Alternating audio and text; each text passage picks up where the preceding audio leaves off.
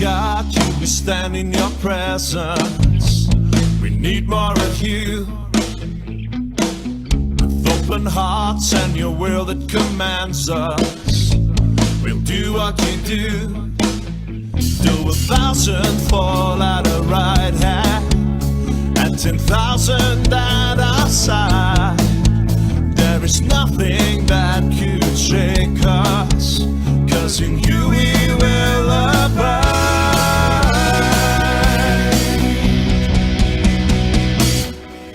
Nothing's gonna stop us now. We are the people of God, and this is His hour. Lifting up the King of Kings, to you our praises we bring. Jesus.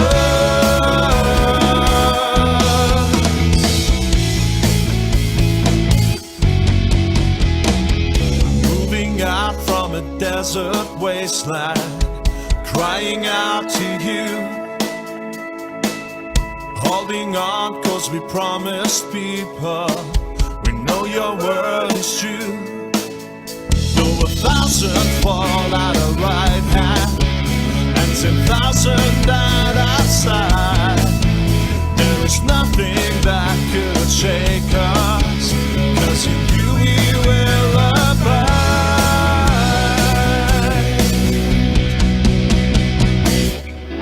Nothing's gonna stop us now. We are the people of God, and this is His hour. Lifting up the King of Kings, to you our praises we bring.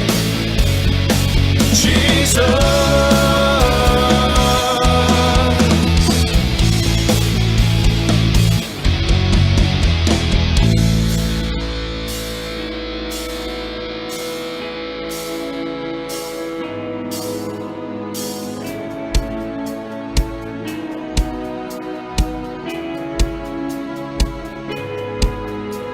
For all of the great things that you will do through us,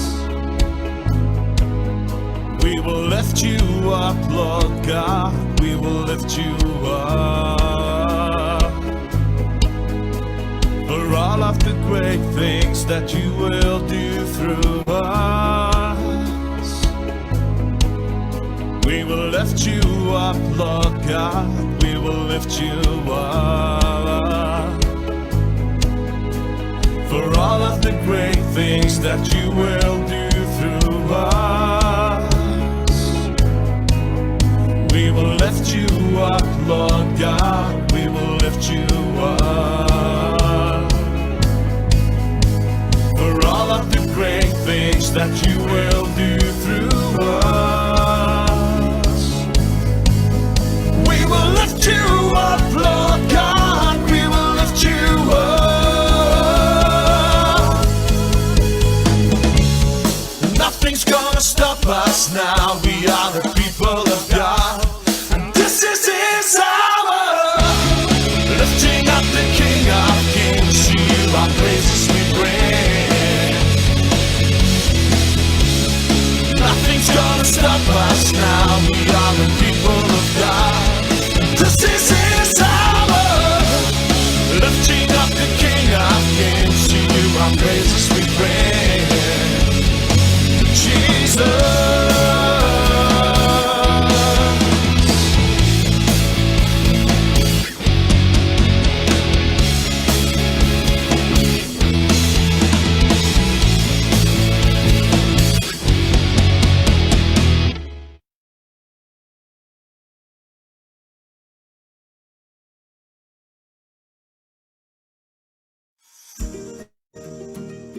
Local government is where democracy, service delivery, and government policy meet the community.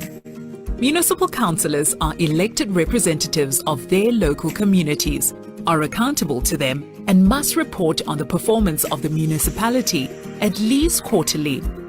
Despite representing different political affiliations, councillors should work together in the interest of their municipality and community. The Municipal Council makes policies and bylaws, monitors implementation, and intervenes or takes corrective actions when necessary. The Speaker, as chairperson of the Municipal Council, upholds the basic rules applicable to all councillors and ensures that councillors follow the Code of Conduct. The Code of Conduct in Schedule 7 of the Local Government Municipal Structures Act, amended in 2021, requires that councillors behave in a responsible, transparent and effective manner. Councillors should act in good faith with honesty and transparency, attend all council and committee meetings, declare within 60 days after appointment and annually in writing to the municipal manager all financial interests such as shares, directorships, business interests, sponsorships, and so forth. Councillors may not vote in favour of a resolution which conflicts with legislation applicable to local government, be in arrears to the municipality for rates and services charges for more than 3 months, benefit from property owned, controlled, or managed by the municipality, use their positions, privileges, or confidential information obtained for private gain or to improperly benefit another person, benefit under a contract for the provision of goods or services to the municipality, request, solicit, or accept rewards, gifts, or favours for voting or not voting in a particular manner, undertake other paid work if a full-time councillor without the consent of the municipal council, interfere with the municipality's management, administration, obstruct the implementation of decisions and cause maladministration. Breaching the code carries serious consequences, including the removal of councillors, prohibiting them from standing as candidates for any municipal council for 2 years.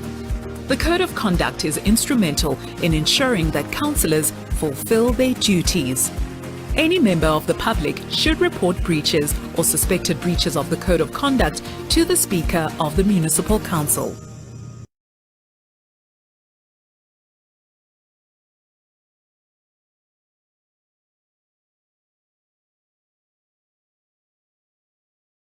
What is the role of ward committees in a municipality? Welcome to the Civics Academy Local Government Series. These videos explain how local government functions. In order to be responsible citizens and shape the country we want, we need to know how government functions and how we can engage it. In this video, we define the nature, functions, and responsibilities of ward committees. What is a ward? A ward is an electoral area within a metropolitan or local municipality established by the Municipal Demarcation Board. All municipal wards have clearly defined boundaries and have approximately a similar number of registered voters living within these boundaries. What is a ward committee? A ward committee is a democratically elected body made up of representatives of a particular ward.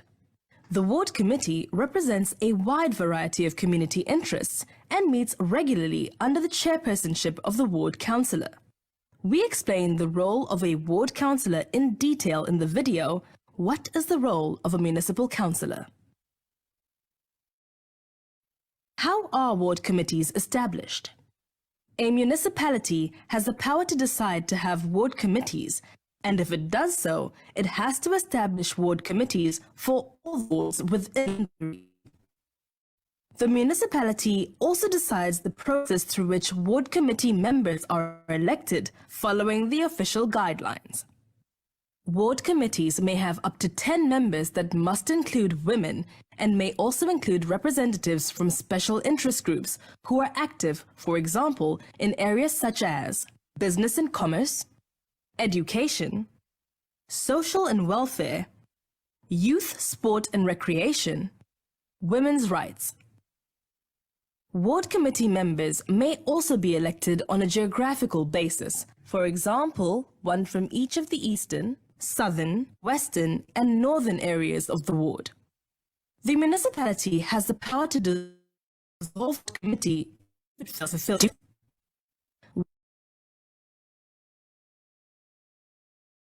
serve as a link in the community. They have a number of responsibilities. Firstly, ward committees must make representations and recommendations on any municipal service matter affecting that ward. For example, the need for streetlights to promote safety and combat crime, or an improved refuse removal service. Secondly, the ward committee communicates between the municipality and the people in the ward through the ward councillor. The ward committee can, for example, request feedback on matters relevant to the ward from the municipal council, such as capital projects, possible tariff increases, or job creation projects within the ward. Thirdly, the ward committee can hold the ward councillor accountable on his election promises, his attendance of meetings, and progress made. Fourthly, the ward committee members should engage with its community through regular meetings, attend to grievances and complaints, and door-to-door interactions.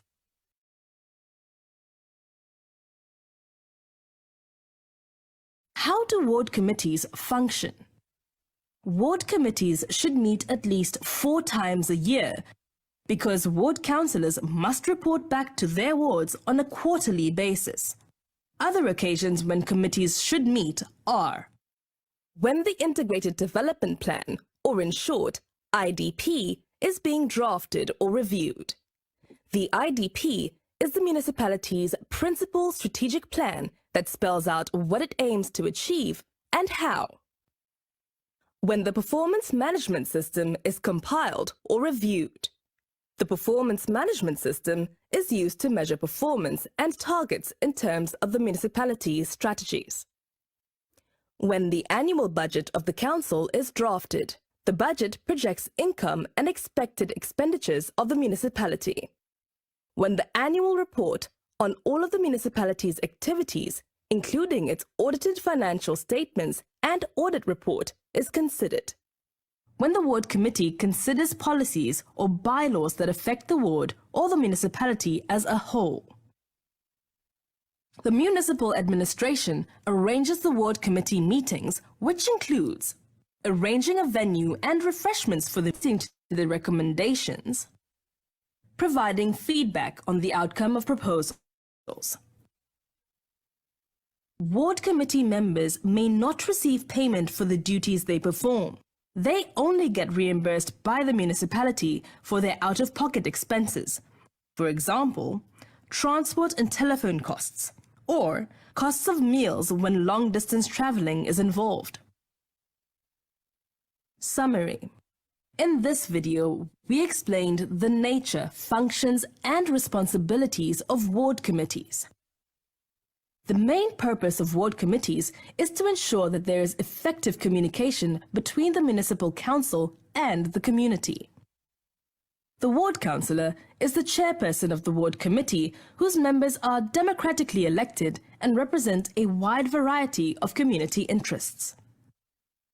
The ward committee should meet at least 4 times a year, and when important municipal matters such as the IDP or the annual report and budget of the municipality are being drafted. Ultimately, ward committees are designed to bring the democratic process within the reach of the people.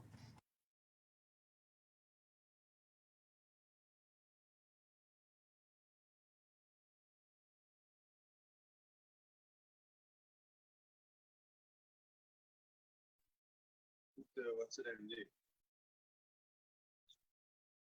The what's the name what? Just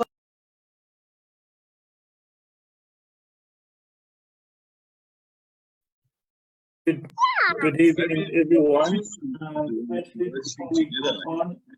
Everyone is going to be asked to be muted at all times. until such a time that you're given an opportunity to speak. When the questions and comments part of the meeting commences. I think instead of just starting the meeting without, acknowledging what is the whole setup here. I would like to firstly apologize for moving the time. As is the case, we are having to navigate through load shedding and all sorts of challenges that we are going through. So I do apologize. That also impacted in links being sent via email as per the plan that was initially. So I do apologize, but I think having figured out that most of the people that had registered had actually in fact seen the link or being prompted by the link that was shared on the groups. So that's why we then had to use the group for the link. I do sincerely apologize if it's inconveniencing anyone to only be starting the meeting now. Okay, and in terms of the agenda, if I can maybe just officially declare the meeting open and everyone welcome to the meeting. So I now declare the meeting open and now ready to go through the meeting, and as we go through this. As per the agenda of the meeting, I think let me start with the standard agenda that was posted on the groups. It is firstly, obviously, what is happening with the waste crisis that we've been experiencing for some time now. And secondly, I would like to give an update as to council decisions that were taken in terms of the adjustment budget and what it actually means for the adjustment budget being passed in council. And then I would also want to take this opportunity to also give an announcement or give an indication of the new budget cycle, draft budget that's going to be presented to the public, and how you can be part of the conversation on the new budget and so forth. So those are the items on the agenda as per the notice. However, I would like to also touch base. I think we cannot be oblivious to the fact that there are residents, especially in the Bracken Downs area, who have had no electricity since late last night, for example. So we will be, obviously I will be touching on that. I think the best place for me then to start would be actually to start with the power outage and what was done throughout the day, especially from my side. I think I can only account from my side. I cannot account from anyone else. So from my side, as I've indicated, the power was reported early this morning. I think it was around 6, the first report that I've sent through to the department for attention. There was then a follow-up after the first cycle of load shedding, which was just before 11 o'clock. I think the update that I posted was just after 11, giving an update that there was a follow-up taken. And then later in the afternoon, in fact, not just later in the afternoon, during the day, there's been an attempt from my side. If I could ask Shelley to please switch off your video, because then that way we because this is also streamed live, we just want to make sure you're more than welcome to switch it back on as we go on. And I think it Kelly is showing us that she is indeed in the dark. But I do appreciate the effort and commitment for you to join us, Shelley. As frustrating as this can be, I really do understand that it's a difficult time for you as well as other residents in the ward. Okay. Just on that note, I would like to also just make mention that as I've said, obviously, like a number of follow-ups that were done and also in between. However, I think it only took the department very late to confirm exactly what they were doing. According to them, and I have to stress out that this is according to the department, not me saying that this is what happened. According to them, there was confusion whether it was an area outage because on their system they could not pick up a whole area. I think when the report kept saying area outage, they imagined the entire Bracken Downs was, even though it did have an address. Hence, there was a follow-up from my side asking residents, and thank you for those residents who did give addresses, actual addresses that pointed exactly where the problem was. And obviously those addresses were part of helping the department identifying the area. I must also mention that from my side, I cannot or should not give an update which I did not actually receive from the department. I do know some people speaking of power, was not power, cable faults, not cable faults, sorry, cable theft. So I am waiting for that report. I did ask as well, but that wasn't forthcoming as well. As I said earlier on, without any information that is given by the department, I will not be able to confirm officially. So that is on the power outage. I do apologize to everyone who is still affected as we speak. Once this meeting is done, I will also check on the group, on the energy group, if they have posted anything else or follow up with the engineer who's on standby currently to assist. I've also asked the office of the MMC to also follow up from their side so that they can know that there's an agency. As much as it's still within the service charter turnaround time, I think being without power for 19 hours now it is, I believe, or close to 20 hours now it is. It's not something that we can take lightly. So, but I have asked I've definitely asked the MMC's office to intervene in that regard. So I'm going to move from that. I think I'm going to also recognize and acknowledge all the people on Facebook. If you're joining us on Facebook, thank you very much. As it's posted there, you can see that you're more than welcome to post your questions. You're more than welcome to post your comments on the comment section. And then once we take a break and come back from a break, I will then deal with all of the questions and all the comments. For people on Zoom, I would like to ask you as far as possible.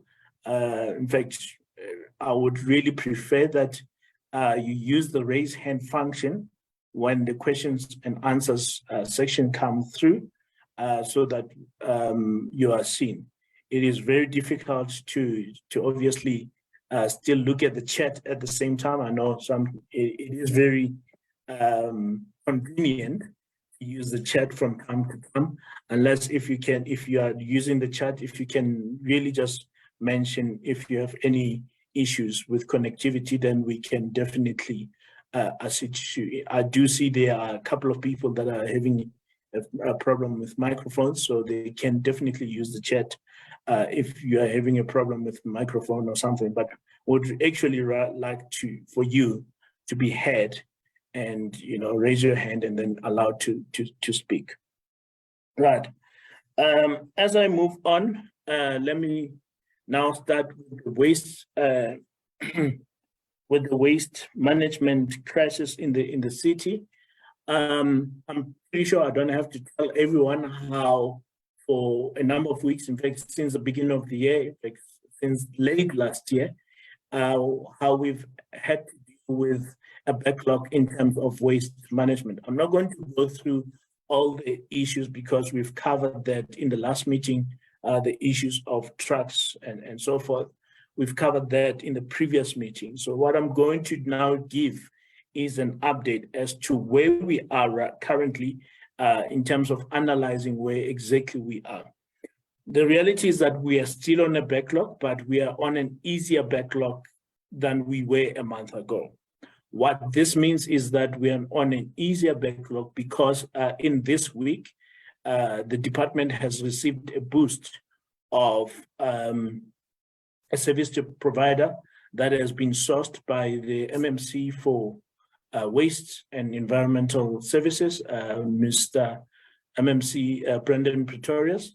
So they've started working. In fact, this project was actually launched right here in Alberton. So the first place was Alberton on Monday.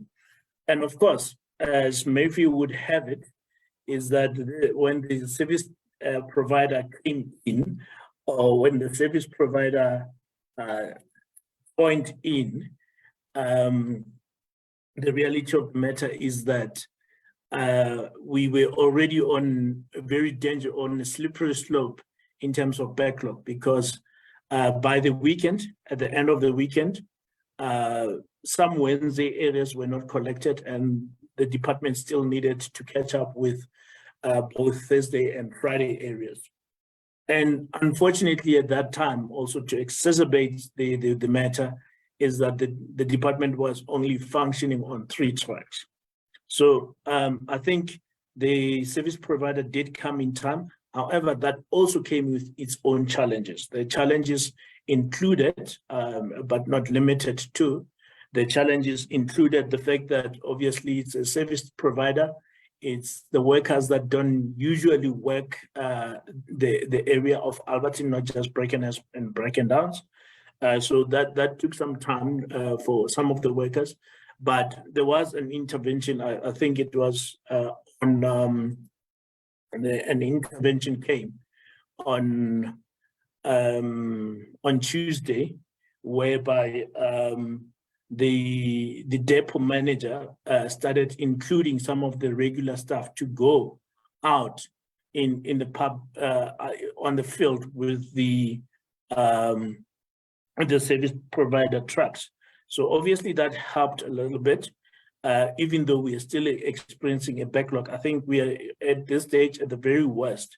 When I look at the entire Alberton, we're looking at the days backlog at the most. I think at the most is 2 days, but the 2 days is, for example, today we've got a small portion or a few streets of Brackendowns that are still outstanding. I do understand if we say your street is the few, for you it's not a few because you have not had the service for quite a number of days. So therefore, that's where we are currently. The plan is to make sure that we catch up everything by the weekend. The plan is to make sure that the entire Alberton, I'm now speaking on an Alberton scale, not just Brackenhurst or Ward 38 Brackenhurst and Brackendowns. I'm now speaking on an Alberton scale, where the plan is to make sure that we are on Monday, we start on a clean slate with the service provider. It must be cautioned though that although we are using the service provider to address waste collection, we still need resources in terms of we still need resources in terms of the we still need resources in terms of having our own trucks available. That starts with the trucks that are being, repaired on a regular basis and properly repaired for that matter, so that the more trucks we have available, we would like to end up in a situation whereby out of our own trucks, we have perhaps 6 trucks for argument's sake, and then we are using the other 6 trucks from the service provider. I think that's an ideal scenario where we would like to actually be and end up being. So there's obviously still a lot of technicalities and a lot of backroom, if I can call it that, backroom work that goes on endlessly. I think on a day-to-day basis, I don't remember speaking to a single official as much as I speak to the waste depot manager in Alberton. That's because I want to make sure that and understand where exactly lies the problem and where exactly is the issue. And up and above that, not do I speak to him and where I believe I want to highlight certain issues with the MMC, I do that. Okay, so that's on the waste issue. And then what we have is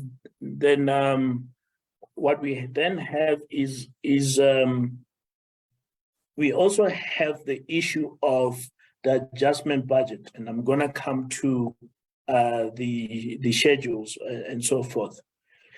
The adjustment budget, there is 21,750,000 that has been adjusted towards that money that was not used elsewhere, but now has been is now being transferred and sent through to the waste department. That money will help us get, number one, 19 new trucks. That's the money that will be used to get 19 new trucks for the entire city. So that's 19 new trucks that are going to be shared among 9 depots. So I think let's manage the expectations in that sense. What I would also like to say is that with the 19 new trucks, obviously we'll have to see when they come in and when the repairs are being done. So there's 2 things that's very, very important, especially with the waste. When it comes to waste, I know I'm talking adjustment budget now, but I think this part is related to waste more, is that we want to work to a point where we have enough vehicles. That's where we want to work. We want to work to a point where we're not worried about vehicles. So I think that is where the issue then comes in. We don't want to work in a place where we are relying on service providers. And the reason for this is there's a financial implication. I don't think it's, for a long term, it's financially wise to have a service provider and your own vehicles that you have to repair frequently. It's not ideal. So what is ideal is that you have your own vehicles, more of your own vehicles, and minimum of the service provider. That way you are able to deliver a service much more in a stable manner, okay? So that's why the 21,750,000 rand towards the waste management is a positive stride forward. Part of the adjustment budget, what it will then mean, and you will start seeing, I think, Gardenia Street, besides facing the issues of power outage today, all of today, what Gardenia Street would indicated, somebody, I think I saw on their group, where somebody indicated that they are also, seeing some resurfacing being done. So this is where even the roads department has received extra. I think it's about 90 million, but let me not say the exact amount. I think I'll make sure that I take down the waste one more particularly. But this is what will make sure that we then attend to potholes, we attend to all sorts of other issues as well. The next thing is obviously we then need to then ask ourselves, is everything going to happen, in the next week? I think the short answer is no, but we will be starting with, on the bare minimum. We will be starting with what we can do now and what can be done now. I think one of the things that roads department has to attend to is obviously making sure that they attend to the potholes, the outstanding potholes. And when I say outstanding potholes, that where they've basically made safe, if I can use their terminology of making the road safe to drive on, where they've made the road safe in that instance, but now they are now going to embark on making sure that they do a proper pothole repair. Now, I know they've faced a lot of criticism from residents who have said, the road department doesn't know what they do. They do know what they're doing, and they do understand. I think the agency was more to make sure that the roads are safe so that we don't have as many vehicles experiencing damages and obviously costing the city money on the other side in terms of claims and so forth. And obviously inconveniencing the residents when the tire is burst and so forth. And then I would then start with the issue of, I would then start addressing the issue of the IDP. I didn't mention it, but it is also on the agenda. So currently, this is the main, if I were to give a feedback, is to say the main item on the IDP is obviously the sewer infrastructure. And I think we've all seen, and most of you have seen, especially during rainy seasons, that's where we have sewer overflowing more frequently. And that is obviously as a result of the infrastructure that needs to be upgraded. And until this day, I think the design work has already started, but I'll confirm that there was an indication that the design work has already started.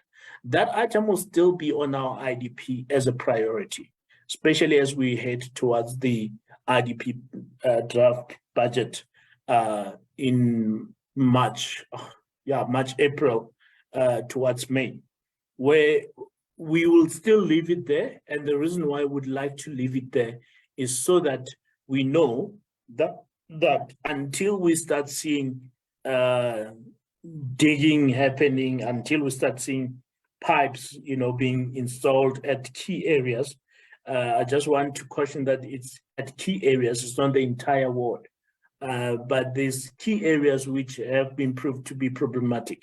If I may also speak on the sewer infrastructure, and the reason why it's a problematic area during rainy season is because we still have, and I think we want to check exactly where the problem is. We still have areas where rainwater has been allowed to run into the sewer line. That's not allowed. I think that's a user problem instead of a council problem. I think we, as residents, we must also take our own responsibility where we can help council, where we can help, in easing the pressure on all of these things. Let us also do that. Okay. And then, if I may, spoken the electricity. Oh, yes. The last part, I think this is more of an announcement than anything. The issue around the new budget. So we're going to have consultation meetings in April, but what I'm going to do as well, I would like to encourage as many people. I will publicize when that meetings will be taking place through the WhatsApp groups. And also secondly, what I will be making sure that I do is that I will then also make sure that I will have the public meeting for the end of, or towards the end of April. I will be presenting the budget for anyone who may have missed that opportunity. But also the main aim is to also take your input into what you think of the budget and what you would like to see or what you would have loved to see. So part of the budget is going to include tariff increases. It's going to include, what the city is going to do, especially in Alberton, and obviously we'll see what's going to be done in Ward 38 or what's going to impact Ward 38. So that is coming up in April. The exact dates and venues and so forth will then be published closer to the time. Right.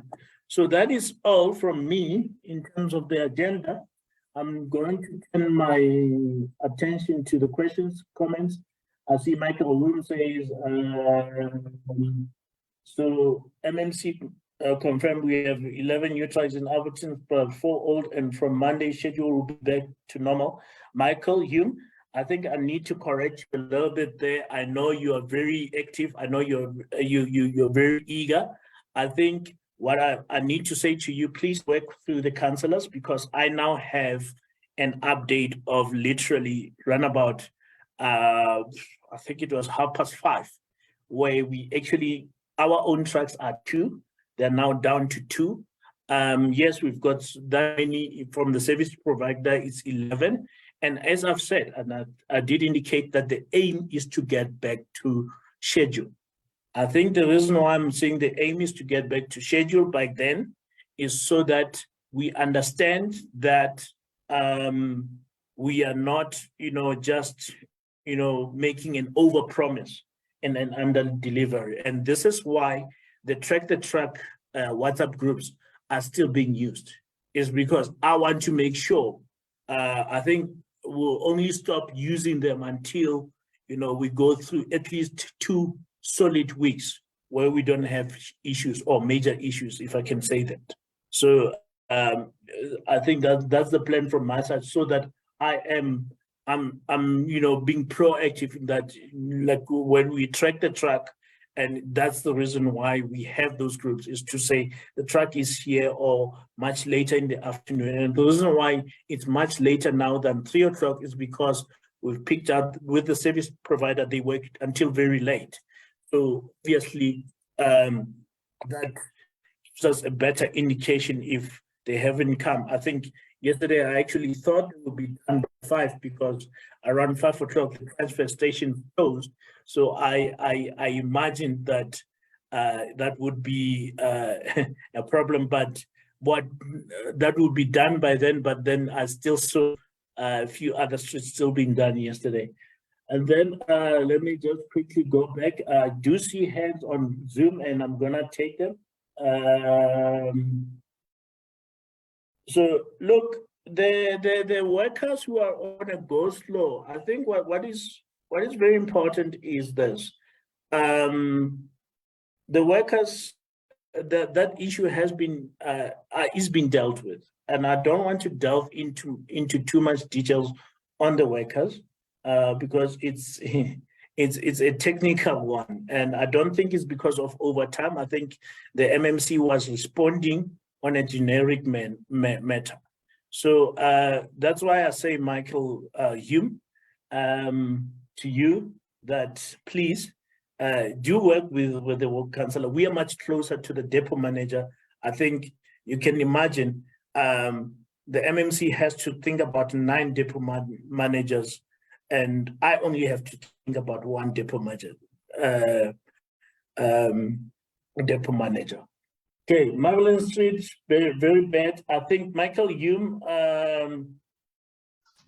So Michael Hume, I think you also have my details. I think if it's still the case, please send me those details so that they can also be followed up with roads and find out exactly when they can attend to that. I think I did say with roads, it was a double-edged sword around the previous meeting, whereby roads had the potholes, and then at the same time you had a sewer problem at the same time. So that is the side of things that we are looking at. And then Shane Hill, Quayside Street is also starting to get potholes due to extra traffic as people are avoiding Maryland. Okay, so like obviously the potholes now piece up. So Shane, if you do have those reference numbers, I'm sure most people do know my email address. You can send them through to my email address, and then so like that's where it then gets addressed. So let's make sure that we address those issues. But I do take your point. I think what I will just highlight also to the department is to make sure that they take note that, you know, taking longer to address the problem at Mahali's Maryland, then, you know, we then can move on to the other areas. All right, Deb Brits, you reporting, I think also please send me the details via email so that we can also follow up. I think what is very important, residents, is that I know I'm asking report, and follow up.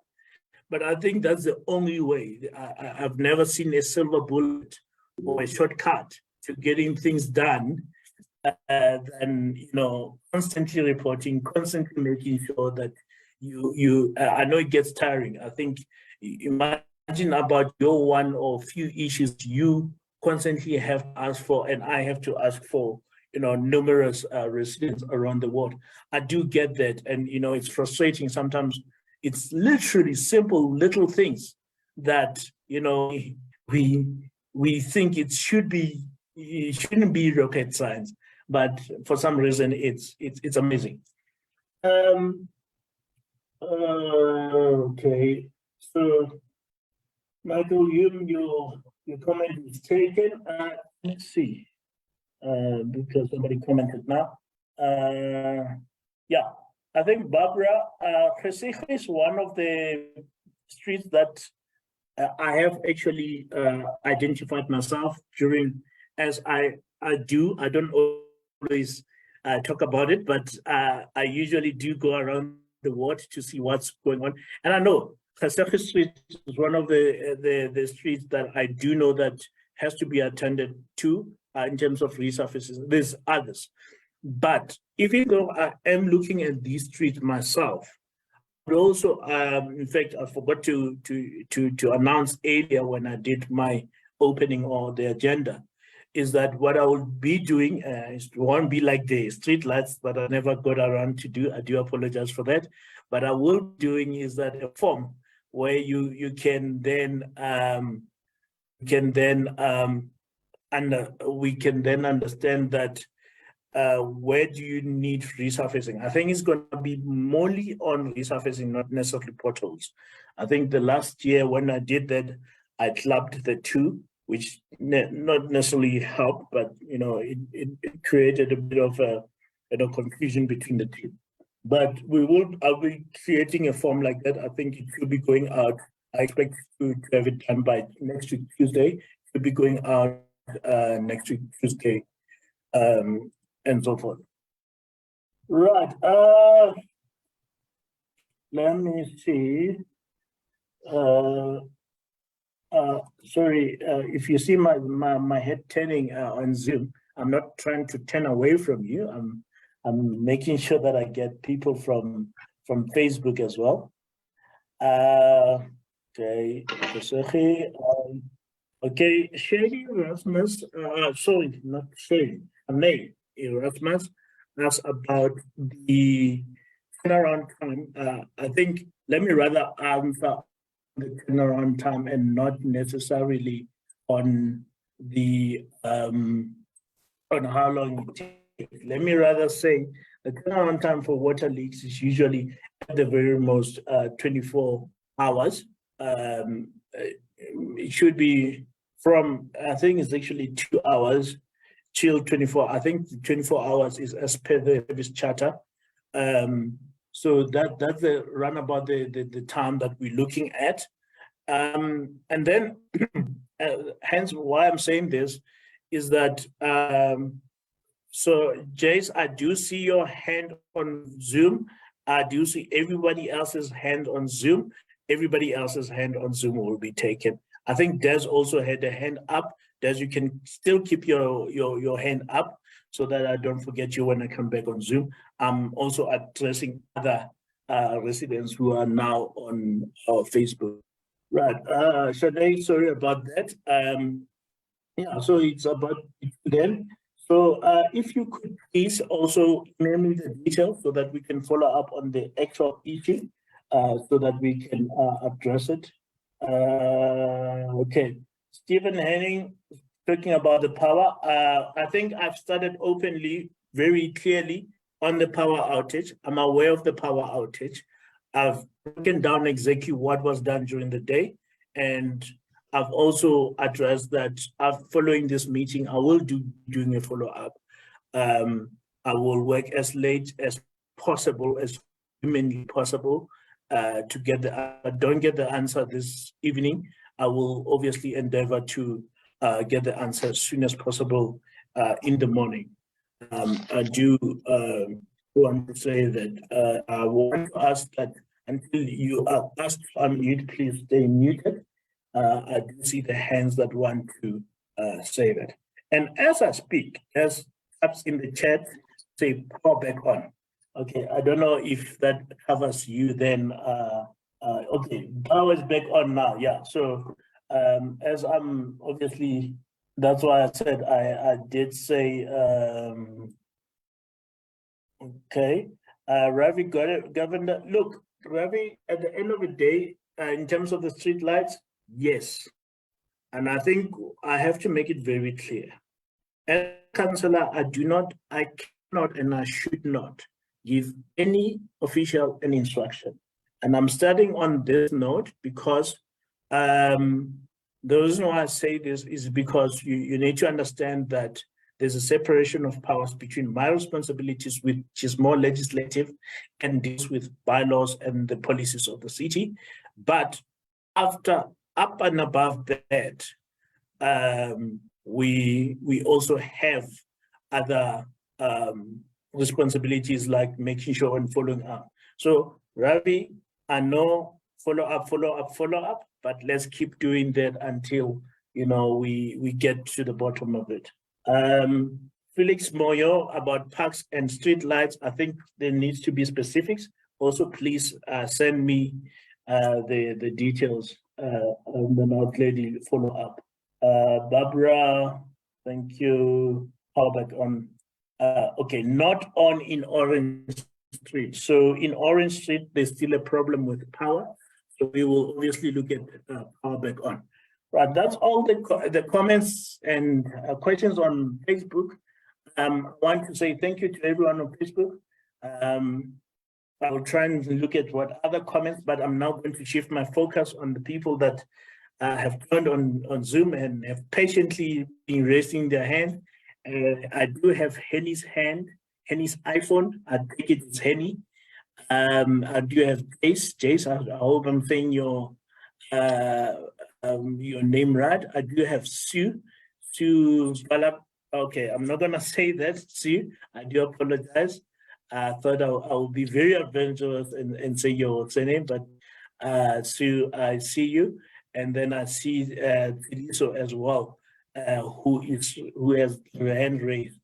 I don't know, as you turn your hand, do you still have something to say, or must we skip you? I do remember seeing your hand, but after Tiliso, I think we can maybe see if you still are interested in saying anything. Okay, he's tapping skip me. All right, Henny, over to you. Hi, Councillor. It's actually Shelley. It's Henny's wife. I'd like to just ask you one or two questions, please.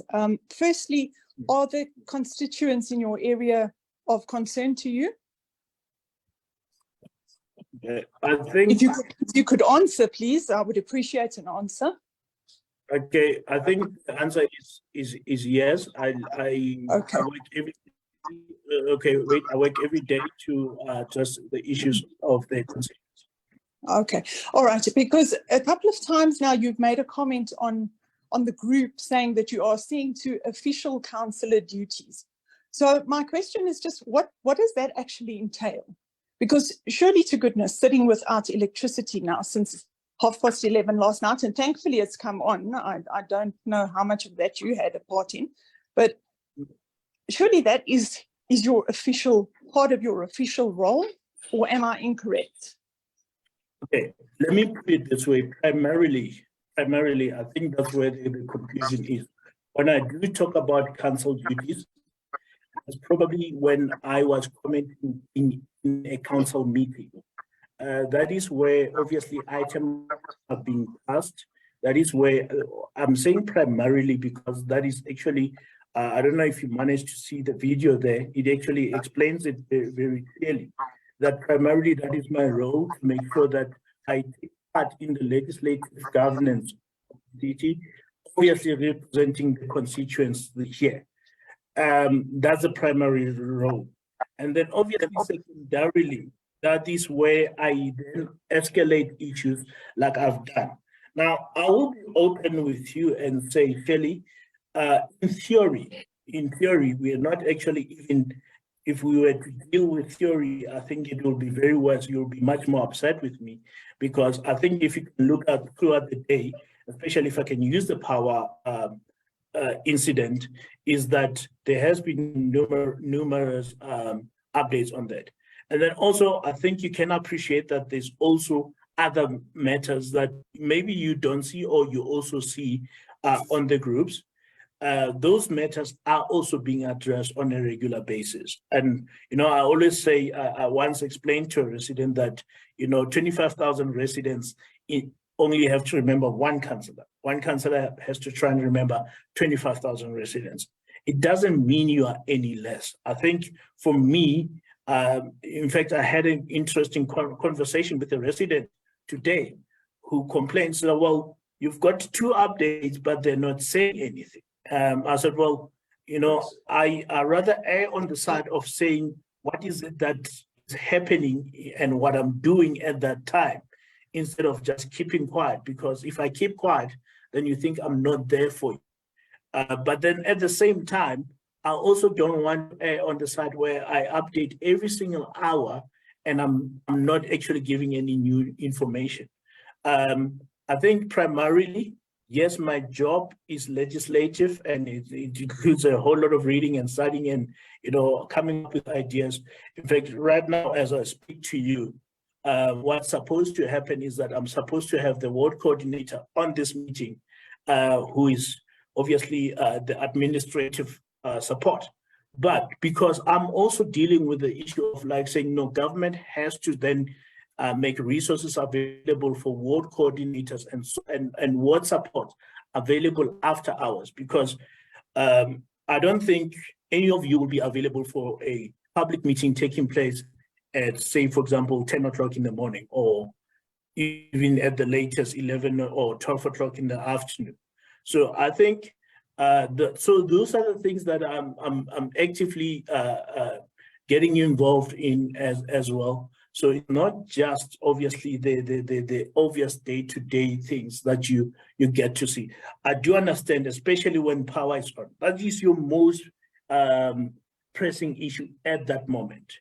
So it is also pressing for me, but also I have to also keep in mind this also usually comes in at a time where there's also other pressing matters that I have to attend to. So it's not that I'm not there for the, when I say council duties, I actually am referring to my primary duties, which if you look at the law or the basics of it, is why I'm elected. But at the same time, I think if I were also to just stick to the law, I would only be having public meetings only once every 3 months.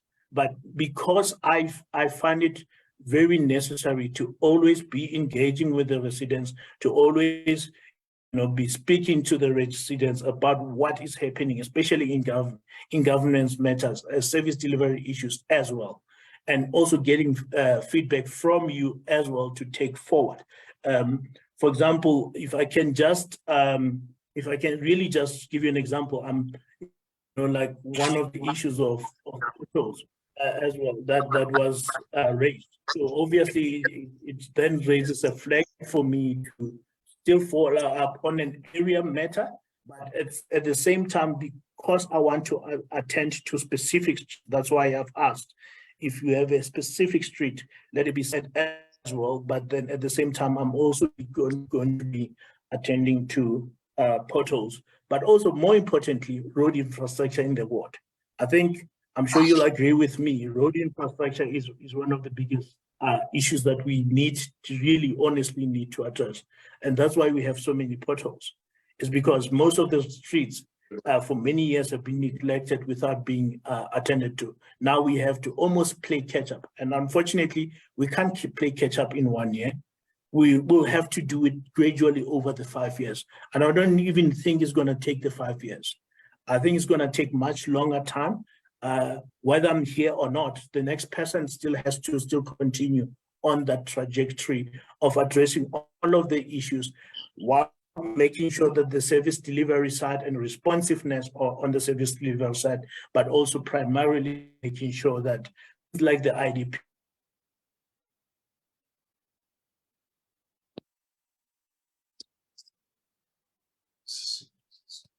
It's probably stupid. of service delivery. So yeah, that's my answer to you. So be rest assured when I say official council duties, it's not because that's not my council duty. I'm just talking about what's primarily directly my responsibility. Okay, thank you for that clarity. You're correct. We certainly have a very long way to go in terms of potholes and all sorts of other issues.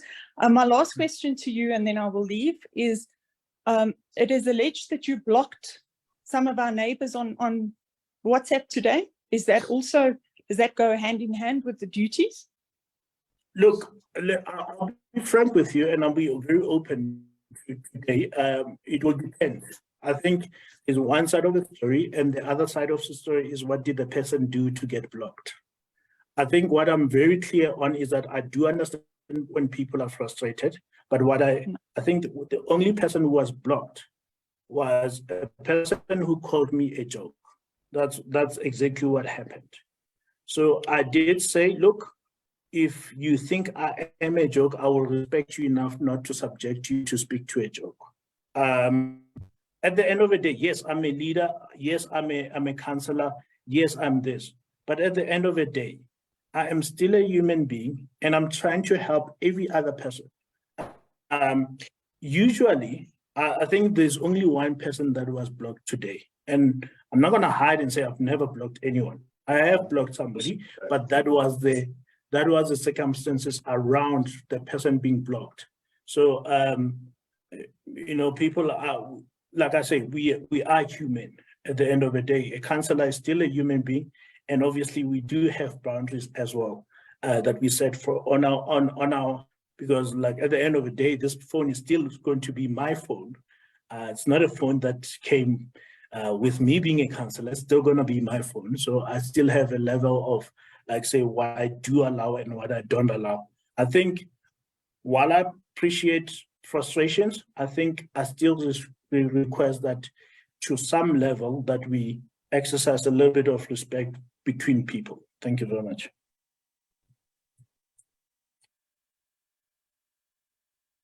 Okay. Sorry, was that all? Sorry, I muted you before checking if you are done. Sorry.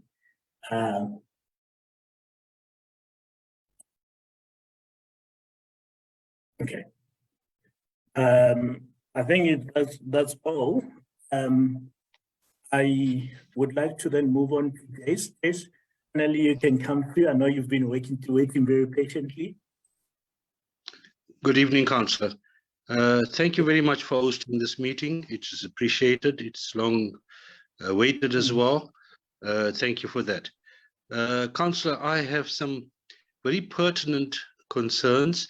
As you might be aware, you've invited us to a meeting shortly. I'm the Vice Chairman on the About Group. The concerns that I have, Councillor, is as I look currently on the participants on this call, we have 9 people in the entire ward. And that must be a concern for you, particularly, that we have 9 people on this call. From what has been established thus far is that if residents address councillors, and I'm not talking about you in particular, but inclusive, by the incorrect name because they cannot pronounce the name, they're getting blocked on the group. what has happened since, and I would like you to take note of it, because it is an advisory, it's not a criticism as such, but you know, when the About group was created, within a week we had 3,000 members. And the, you know, the resultant effect of what has been happening in the 4 ward groups in Alberton, namely 37, 38, 94, and 106, is that we attracted a very large audience on the About groups because of residents being blocked, because they can't pronounce the name of councillors, or they ask pertinent questions that becomes a source of irritation to some because the answers are not forthcoming. Now, that must be a concern to all of us, and I must be thankful to you particularly that you've afforded us as a committee a meeting coming shortly, and of course we can address these issues face to face. Whilst I say that, Councillor, we recently had a situation where we solicited or elicited feedback from community members, residents, and what has come across is that 0% will support the efforts of the current 4 ward councillors in the Greater Alberton area. That must be something that we need to go back and reflect on, because I'm apolitical. I don't support a particular political group, but my concern and my efforts 22 hours a day is for residents.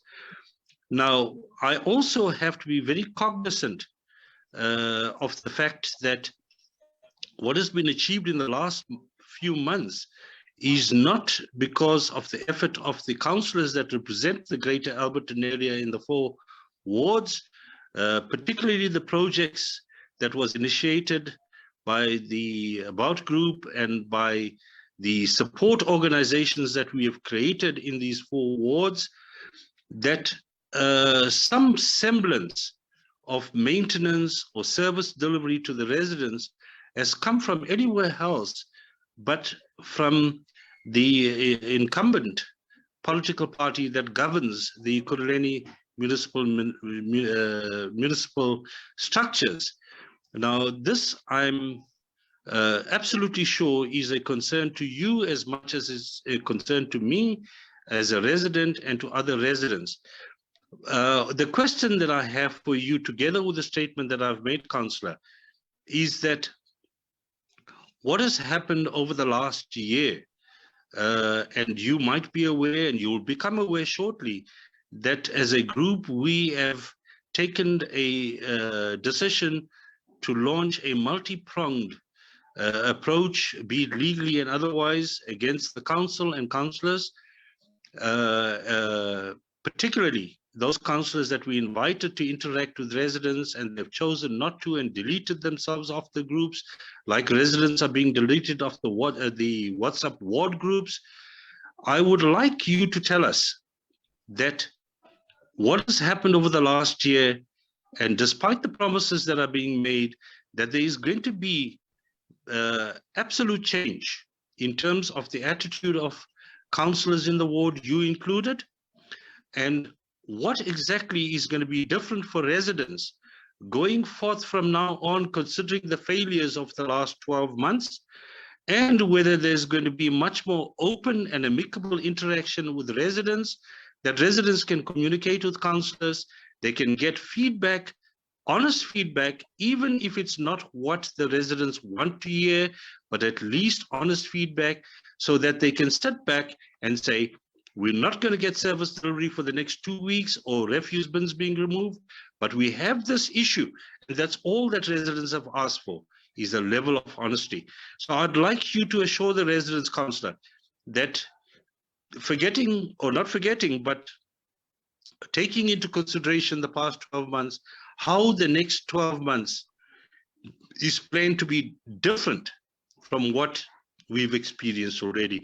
Thank you for the time, Councillor. I appreciate it, and I appreciate you all hosting this meeting. Yes, I think I'm going to tie in my response with the previous comment that I made. it's not because it's not a defense.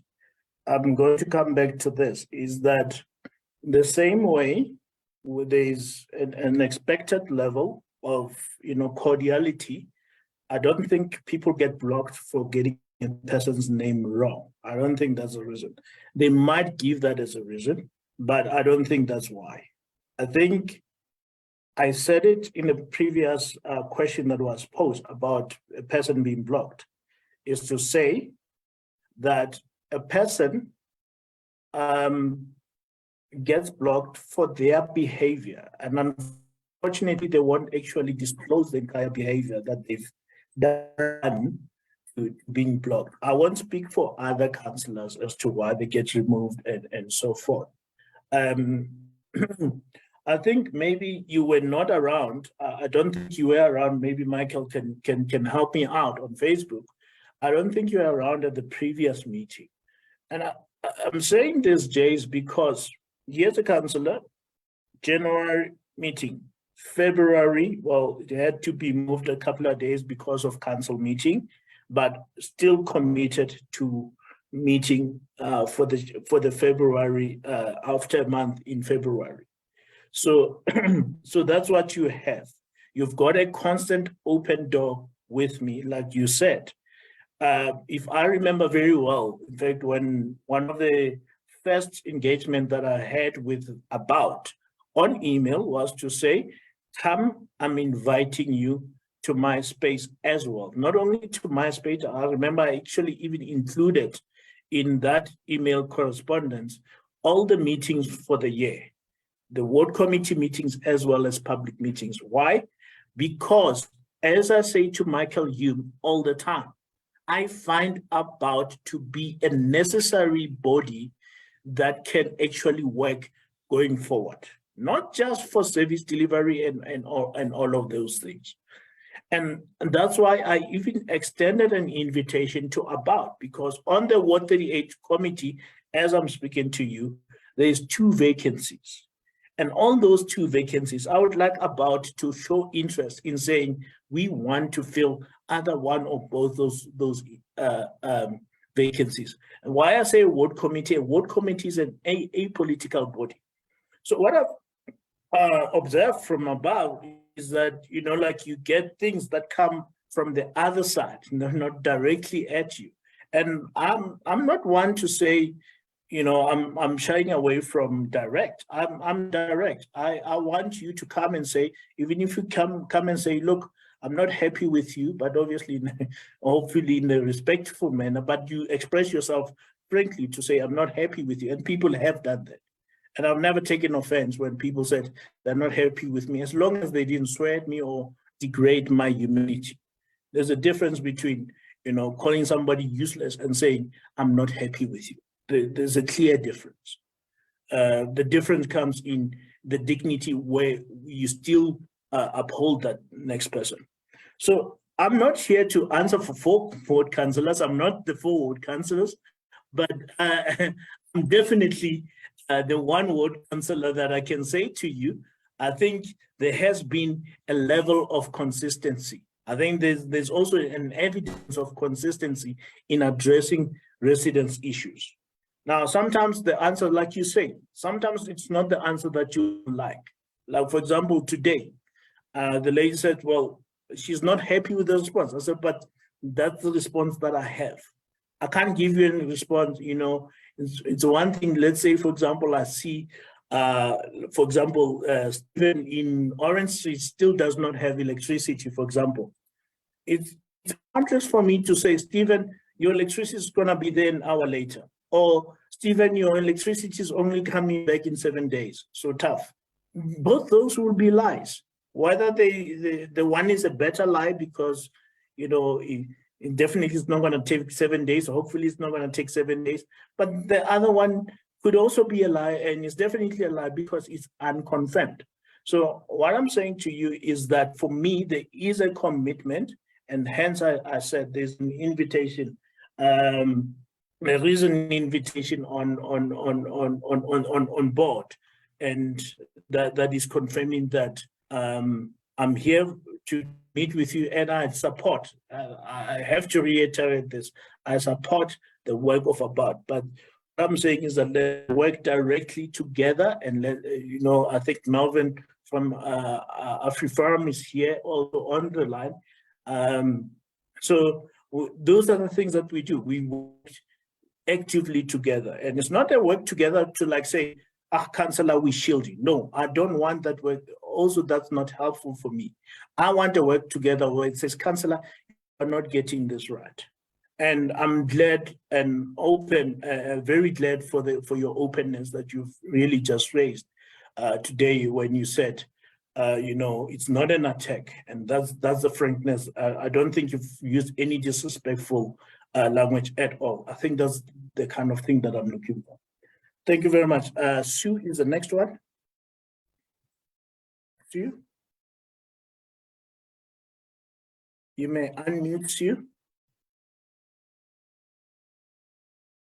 Do you have an issue? Sue, are you unmuted? Sue, go ahead. Hi, good evening, Councillor. It's actually Sue's husband. It's Tabby. Husband. So, I had one where the wife is speaking, and now I've got the one where the husband is speaking. How are you doing? Okay, thank you. Hosting the meeting. Just on our part, I know you've touched on the manhole. I'm sorry, on the potholes and the sewers that have got problems. Just on my point of view, I think that there's also too many developments happening. So before you used to have a property with one house on it. Our developers are coming in and they are now putting in 4 to 6 units. That is just exacerbating the problem on the sewers. Not to mention the roads as well. The roads are getting overworked. Too many trucks are coming in and out with all the construction equipment that's needed and the supplies to that. And then I think it's just making the problems even worse. The roadside. Then the other thing is also some people are taking it upon themselves when they're starting to do these developments. They're cutting down the trees on the main roads as well. So I have reported that. I don't think anything's happened to that, and it's quite a shame to see that the area is starting to degrade in a way. So is there a possibility that we can also maybe speak to council and stop developments happening in this area until the infrastructure can be upgraded, because I think at the moment it's just it can't work. There's just too much happening. So it's all good and great for the council to get extra income in, but at the end of the day, I think it's to the detriment of everybody else. I've had sewage running through my property for the last sort of 3 weeks since we had the big rains, and nobody's come out to have a look at it. I've got to try and make a plan to deal with it. And if you have a look from Appelgrein Street, there's quite a lot of developments that are happening in Appelgrein Street, in Louisa Street. There's happened. So all around us, there's developments that have come up, and that's causing a problem for us. So I just see in the city of Cape Town, they've announced now that no more development will happen in the center of Cape Town until all the infrastructure is upgraded. And I think we're looking at a similar scenario here. It's all good and great to have the developments, and there's a place for it, I understand. But at the moment now, I think it's just happening too frequently, and it's just creating too much of a problem for us. So is there something you can do about that? Thank you very much. And I think that's very helpful even for me. Sorry, what's your name again? It's Tabby, like Teletubby. It's much easier. All right. And thank you very much. I think that's very helpful. And I think you've literally just also highlighted one of the things that I would still like to improve on, is that when I do get these applications, that I also try and get or source input even from the public as far as possible. But I think you make a I've never actually thought of the stopping development. I think what I can definitely do is obviously engage with the MMC for city planning as well, to say, we need to look at, taking an executive decision, like you say, in the city of Cape Town, where it was taken to say, look, we're going to stop development in this area until this is done. I don't think that's, unreasonable, especially where I've just spoken about the sewer upgrade that's already starting to take shape. You don't want it to take shape and at the same time somebody's still building at the same time. I don't think that really helps. You might actually end up having more places that are problematic than the ones that were initially seen. So I think I've just even making a highlight on this issue to make sure that I do action that as soon as possible, as soon as tomorrow, actually, so that it doesn't get lost in translation at a later stage. Thanks, Tavi. Awesome. Thank you very much. Thanks. Enjoy your evening. Okay, Tsidiso, please come in. Hi, and good evening, councillors and fellow residents. Councillor, now I've got two questions for you.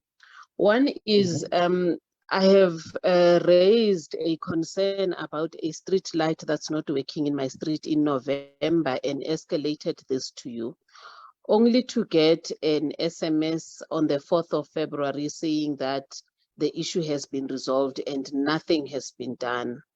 I've since logged another call and sent the same call to yourself. So my question to you is, what is your role in terms of us escalating these calls that we've logged to you? What should we expect back? Because I think the problem that I'm seeing is that we do not, we probably have unrealistic expectations because we don't know what is it that you are doing when we are escalating these things to you. That's one. Secondly, a few of my fellow residents have raised the issue that you appear not to appreciate negative feedback and criticism. And I understand what you're saying about engaging in a respectful manner.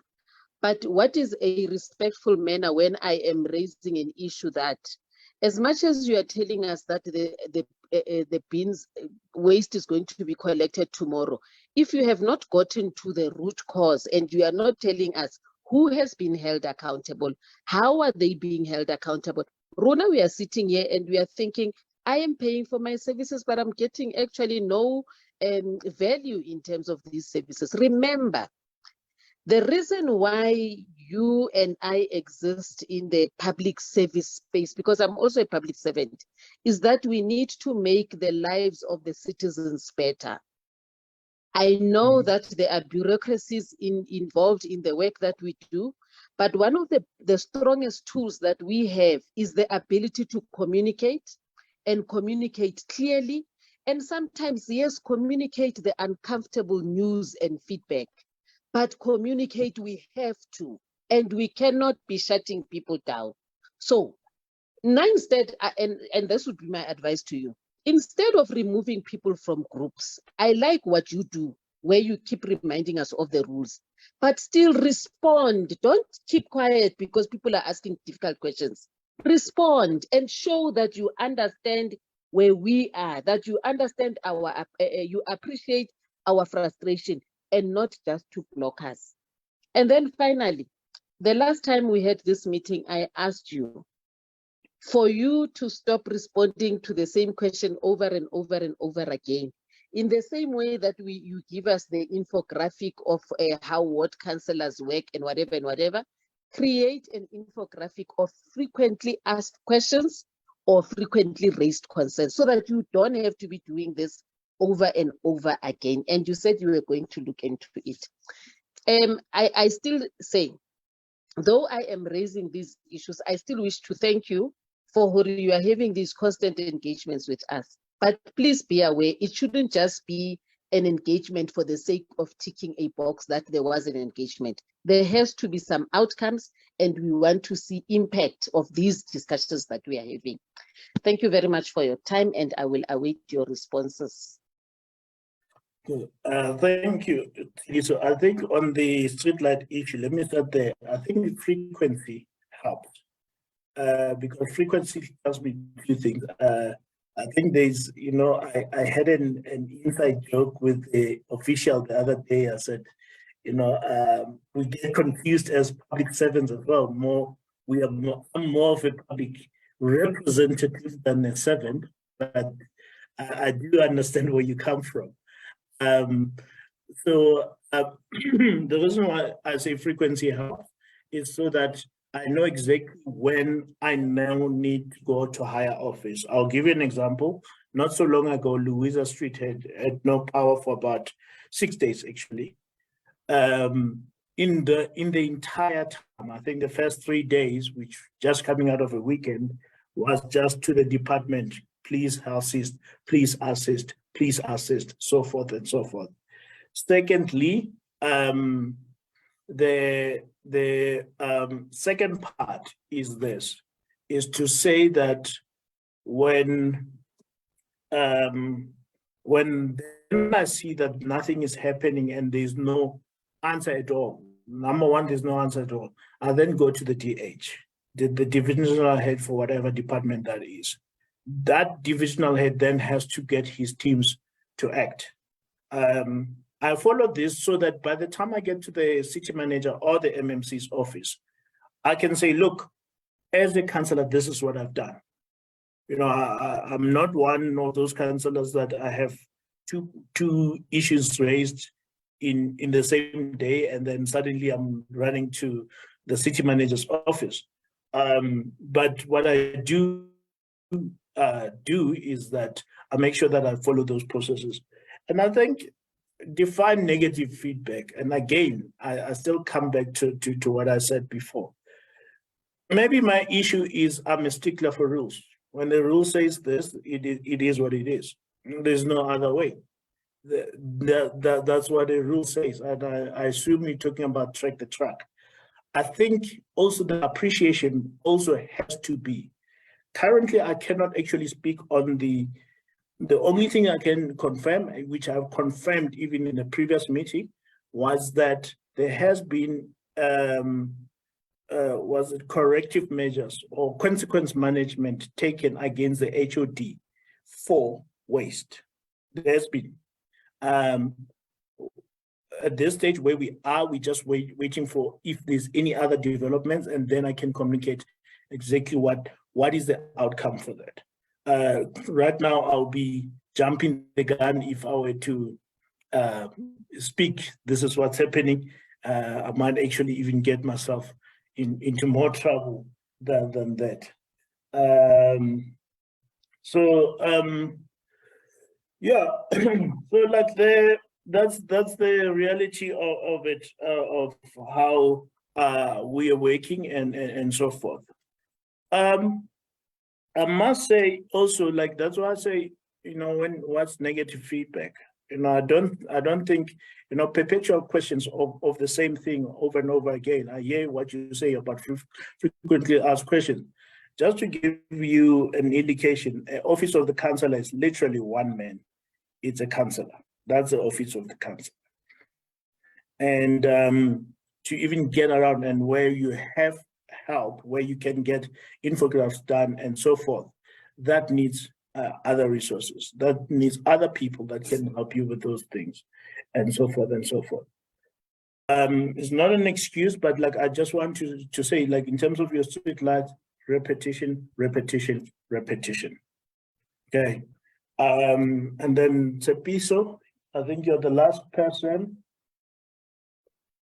Good evening, Councillor. I think most of the problems or challenges emanate from service delivery issues. And what I'd like to ask is, what is the council doing in terms of the upgrading of the sewer network around Bracken Downs, Brackenhurst?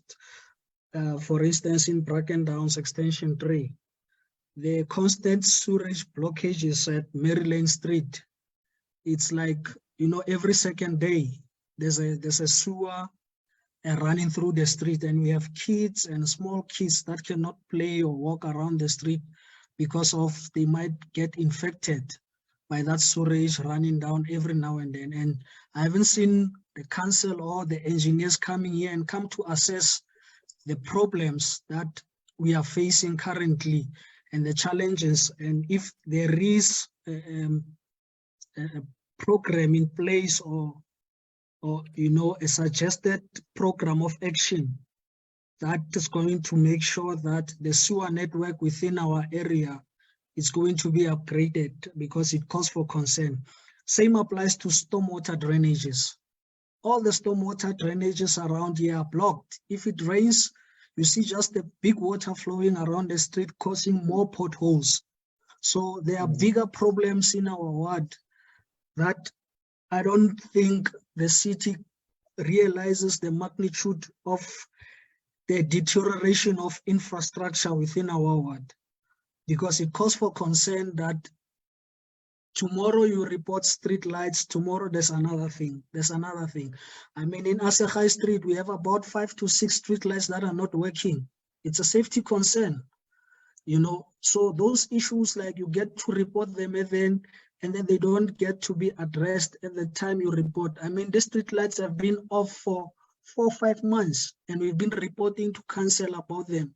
But I haven't seen even a single truck coming here to fix the street lights.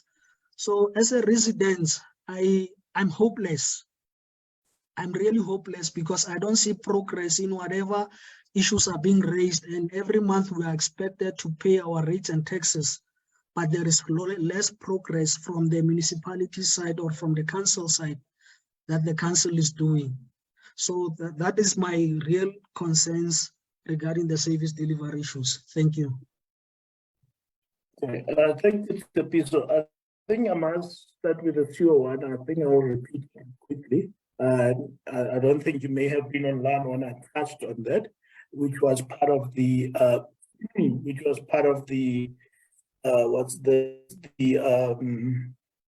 IDP report. That is an issue that remains a priority on the IDP. I did say that we are at the stage of doing, the council is at the stage of doing or conducting design work for how they're going to upgrade the system.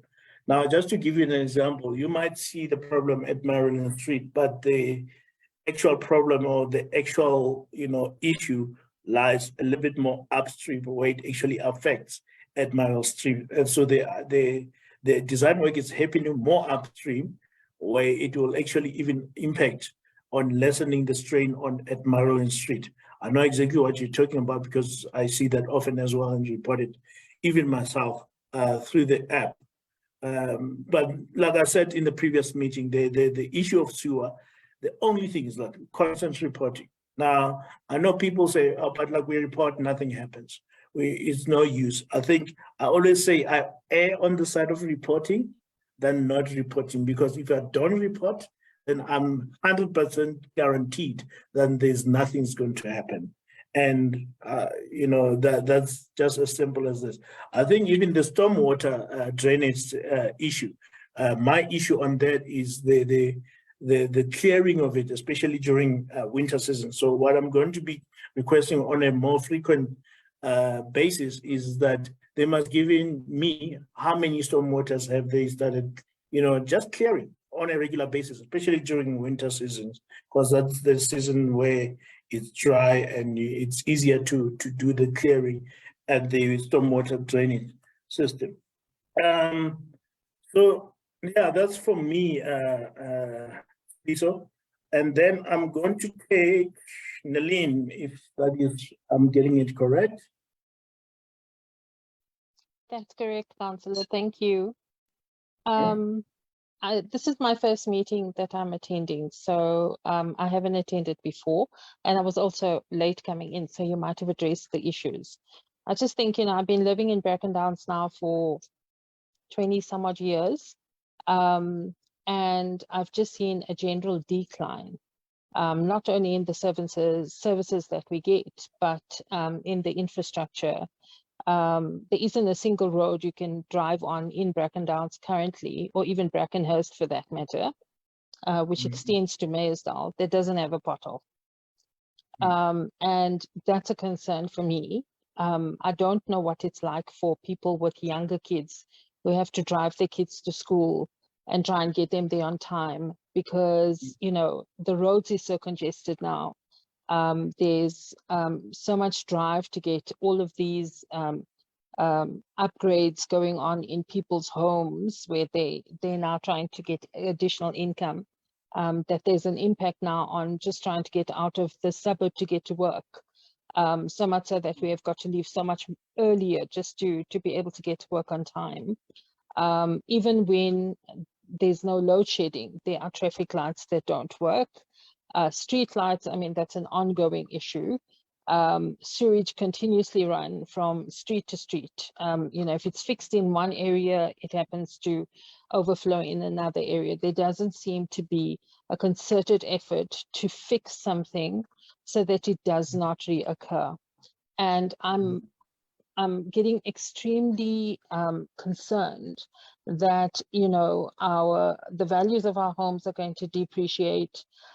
Even if we want to get out of Bracken Downs or Brackenhurst, it's going to be increasingly difficult to do so, because people won't want to move here. It used to be an area that everybody wants to move to, and it's becoming increasingly less so. And I am getting, you know, from all of the responses you've provided, I'm not getting a clear indication of what the plans are to address these. I'm not getting timelines. I'm not even going to extend my commentary on the inefficiency of the call center, how inept the call center agents are, how rude and ineffective they are. You can ask them questions and it's like, I'm just an agent, I don't know, you know, you have to wait until tomorrow morning. They'll just bat everything away. They cannot give you feedback, which is why you are being inundated, and also why we are frustrated with you. You are our councillor, we voted for you. We expected for the services in our area to be improved over time. And unfortunately, it's heading in the other direction. And none of what I heard tonight gives me any sense of comfort. Thank you.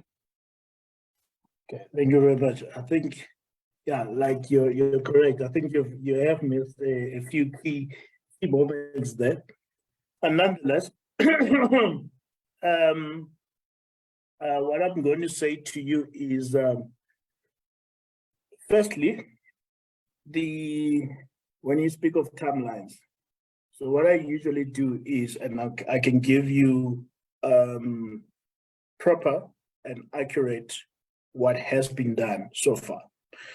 And I think it's one of the commentators or one of the speakers that spoke before you, I think you were not here, that also appreciated that it's not going to happen overnight. And that's exactly what I said. But in the first year, in the first financial year, when I say in the first year, I'm talking about the first financial year since the elections in 2021 of this term. So the current financial year, we've had 2 of the streets completely resurfaced. That's Palala Street, not the entire Palala. Let me make sure that no one from Palala takes an offense and say, no, it's not the entire Palala, but it's a big part of Palala that was resurfaced, as well as Redonkel Street. There's also been up to 9 streets that were addressed in terms of patching and they call it milling. So that was done in this year. And we also have a road. There was literally no road. Never mind its potholes, there was no road. Where the road is now currently on the finishing stages of being reconstructed. So that's the first thing that we've done in the first year. Now, I've always known, out of the 15 streets on record, that in fact it increases, I don't know how many there are now. Out of the 15 streets that we've started with, it was always going to be an uphill battle. The idea was not to say all the roads will be done in 1 year. It's never going to happen. I'm hoping that it will be done in 5 years, but I also think in terms of the great expectation, it's not going to happen in 5 years. And the reason for that is very simple, is that, in fact, when I spoke to the depot manager for roads in Alberton, she also admitted like they have not before attended to roads. So that's the first thing. So now we've got to get our roads right. Now, my plan or my idea, let me not say my plan, no, but like my idea is not that, yes, we can fix the pothole today, we can fix the pothole there, we can fix the pothole there. But I don't envision an area where we always have to fix potholes. I envision an area where we have roads that are being done.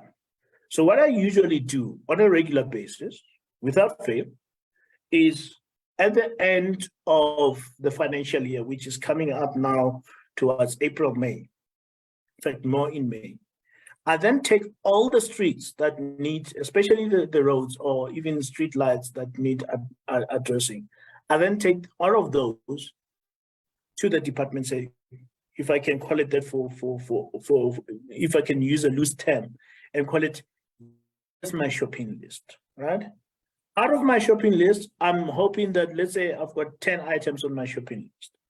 I might not get all 10 done, but if they can at least be 3 or 4 that are done, then I'm like, well, we're making progress, because obviously we have other resources to also be used elsewhere.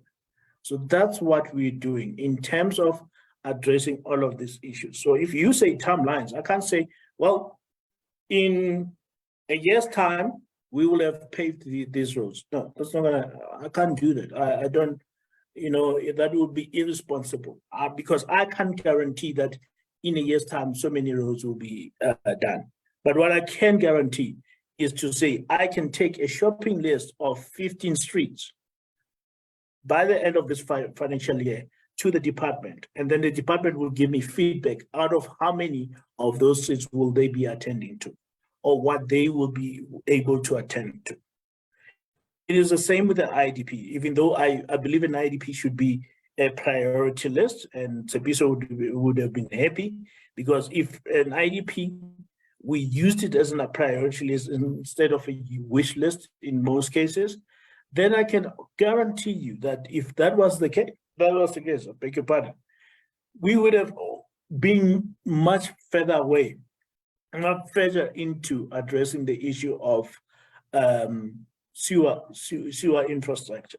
So those are the kind of things that I am working towards. So yes, I agree with you. When you look at it on Facebook, yeah, we're not going anywhere. You manage to patch a pothole there, and then the next day you have another one, and it stays there for quite some time. It does that. And this is why I've always been insistent on saying, I want to even have budget conversations with the residents. And the reason why I want to have budget conversations with the residents is so that you also understand that this is how much the city has, this is how much the city has budgeted. We are likely to get this much. And those are the kind of things. And what I always endeavor on doing is to make sure as soon as possible, especially after the financial year, give a feedback, how many of the issues will be addressed in Ward 38. That's why I'm there. What I've advocated for versus what is being done. So it might not be at times like then, but it could be a tracking record of to say this was like this when I started, it is now looking like this. And I think it might not be a big thing, it might not be a major achievement by any stretch of imagination. I would have actually loved at least out of the 2 streets, sorry, not the 3 streets, but out of the 2 streets that were resurfaced in this financial year, I would have actually loved at least 4 more that need attendance. So that is one of the things that I do look at. Nalin, you've got your hand up. I must also start wrapping up because we've been going on. Usually these meetings do take an hour and a half, So I want to Sure. respect everyone's time and I appreciate that, Councillor. I think us having a view of the budget will perhaps help us to frame, you know, just what's happening with our tax money. It'll answer that question. What concerns me though is that we're taking this long-term approach to fixing the road infrastructure, which I fully appreciate, but some of us can't even drive out of our driveways for fear of hitting a pothole right outside our homes. We can't drive down the road. We can't get out of the suburb. We've got to drive in other lanes to be able to get out of the suburb. How are those immediate issues going to be addressed? Yeah, look, I think you've mentioned something that I didn't cover as well. So those are the issues that where I say is the day-to-day, like you say, I've got a problem with Maryland Street. Yeah, this is when it was reported. This is what's happened. So look, those are the day-to-day. Those can be sent to me immediately, and then without fail, especially even if it's on email. I'm not saying the moment you send it in, but within the same day, it gets taken through to the department on the very same day. You get to also see that process being done. So that's what I'm saying is that, and what I also added, I think that's also what you missed, is that there's been, with the adjustment budget that has come in now, I don't know the figures for roads, but there's been more funds being made available because of the extraordinary amount of potholes that the department has to deal with. There's been more funds being made available for them. What I've started seeing happening as well is that they've started with the patching, which is not necessarily a long-term thing, but what they've also endeavored to take on, in fact, there's a follow-up that I will be doing with them on Monday. I've got a meeting with them on a Monday, where I'll be speaking to the depot manager about, okay, we are now sort of like in a drier season. When are we going to start fixing these potholes properly, repairing them, for example? I mean, I'll use an example where as I took, today I decided to take a stroll just to the shop. Like I've always seen this driving past it, but like somebody even saw the need of putting a cone the pothole because it was that bad, even though it's on the stop street, but you can imagine how much damage can be done to a car. So all of those things are literally what I did, like again, stopped, take a picture. In fact, I used the app to report through to the call center. I understand what you're talking about, the call center behavior. At times, I did speak to the MMC responsible for the customer relations management to say, look, this has to be addressed. So it's not just a matter, because I also call the call center. I've also been through incidents where I, especially when I call the call center, I don't like telling people, listen, I'm a counselor. But at some point I had to tell them, listen, you are now talking to a counselor. I know this is how you're supposed to work, and I know you're supposed to do that. You shouldn't take that. Whether I'm a counselor or whether you're in as a resident, you should be treated with the same high esteem. Let me not say treatment, because the treatment can be very low for all of us. But you should be treated with the highest esteem. They must make you feel that they've listened to you. I mean, there's other ideas that I think the call center can also include within their system, is to include the system of feedback, which currently they don't have, whereby you close things and then they don't get done. So I think those are the kind of things that we need to address, and we have to break the culture of over the many years. That was the culture. I think until recently there was a time where we learned that the call center agents, some of them were still working from home until I think late 2022. So obviously there was no excuse for them to still be working home, but they were still, where you would be making a call and you hear babies cry on the background. And also they get irritated with you as if, they're not getting paid for what they're doing. So I do understand all of those things, but what we're doing now, especially the call center, is engaging with the MMC for the area to say, look, MMC, first professionalism, that for me is the first thing. We might not have the feedback mechanics, to the T yet, but let's get the professionalism done first. And then we can move on to the feedback. And then we can move on to, I think the city now wants to introduce a WhatsApp system where you will be able to report issues via WhatsApp. It's not done yet, so I don't want to go into much details with it because it's not done. Just in closing, I'm going to go through some comments from Dione later saying about sorted out electricity issues in Bracken Downs. I think, Dione, you need to give credit to the officials that came out to sort out the electricity.